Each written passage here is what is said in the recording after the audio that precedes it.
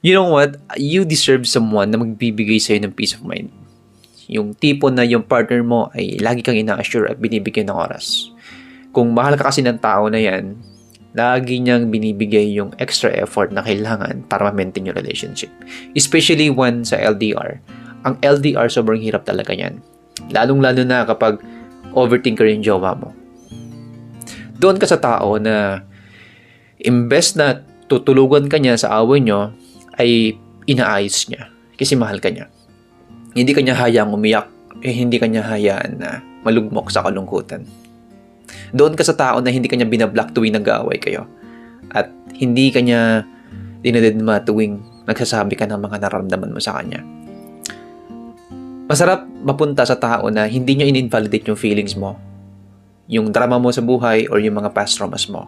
Instead, tinutulungan ka niya to build up yourself because that is